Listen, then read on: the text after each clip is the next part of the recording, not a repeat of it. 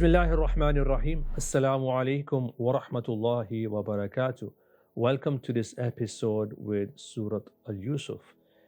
In this video, we're going to be talking about a topic of what's called mastery of the self. And this is taken from a verse that appears in the chapter of Yusuf, where it said, وَمَا أُبَرِّئُ نَفْسِي, I do not seek to absolve myself from blame. إِنَّ النَّفْسَ لَأَمَّارَةٌ بِالسُّوءِ إِلَّا مَا رَحِمَ رَبِّي إِنَّ رَبِّي غَفُورٌ رَحِيمٌ. Indeed, the self, translated as the nafs, inclines towards evil. It wants to go towards immorality, except for those shown mercy by my Lord. Surely my Lord is all forgiving, all merciful. So immediately we're seeing something by this surah here, which is telling us that there is something within us, our nafs, which seeks to drag us down and make us follow our animalistic side, when really we should be following or rising towards our angelic side. We've seen this before in the surah when the woman saw Yusuf alayhi salatu salam, when the wife of Aziz presented him to them, and they said that this cannot be a bashar, this cannot be a human being. In hadha illa malakun kareem, this is really a angel, he's an angelic person. Our ulama, especially our theologians, what we call in Arabic the mutakallimun, they use two types of contrasting hermeneutics, two types of ways of trying to understand Allah's closeness, His qurba, and His distance from us. This is called Tanzee and Tashbih.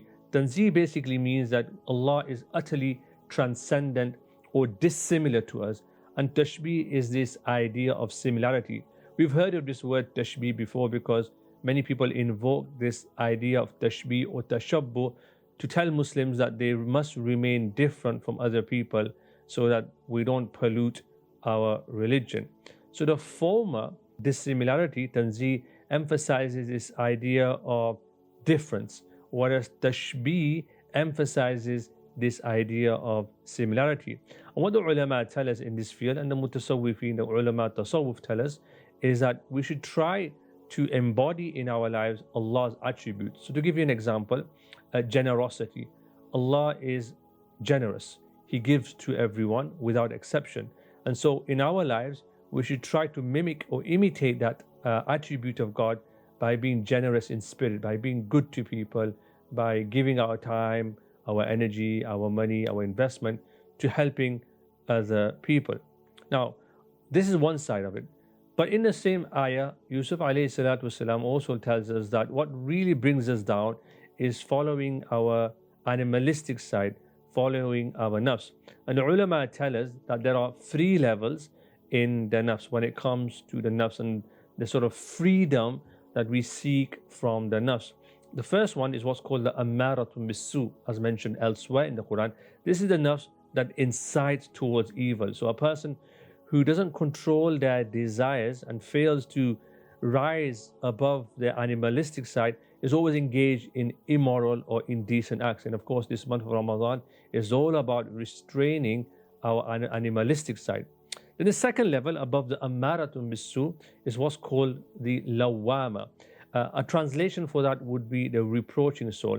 Basically, a person is now rising, making mujahada, really striving to become a better person, as we are all in this blessed month of Ramadan. And when they do something wrong, they look at something they shouldn't be looking at, they do something that they should not be doing, they feel a sense of regret and remorse. Whereas at the lowest level, Amaratun bis-su, they justify their immoral and indecent acts. But at the Lawwama level, they are trying to really rise up. And whenever they do something wrong, they're like, oh, how could I have done that evil act? How could I have behaved in that way? And if they continue working on themselves, mastering themselves, being in a suhbah, companionship of good people, learning about their religion, practicing their faith, they, inshallah ta'ala, will reach the level of Mutma'inna.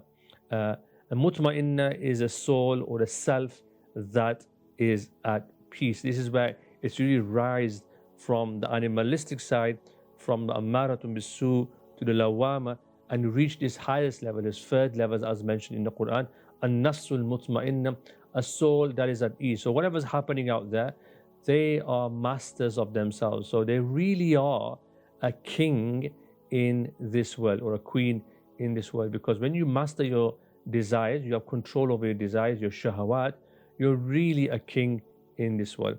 And so this video is really teaching us, I hope, or this episode is to think about getting to a stage where we can move away from sin and disobedience and sort of anxieties and perplexities that embodies, to a sense where we have comfort and we seek only the pleasure of God, and that only in Allah's pleasure will we find true happiness.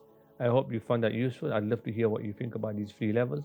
Until next time, Assalamu alaikum wa rahmatullahi wa barakatuh. Success of our channel is all down to our viewers, people like yourselves. So make sure you like, subscribe, share the content that we produce.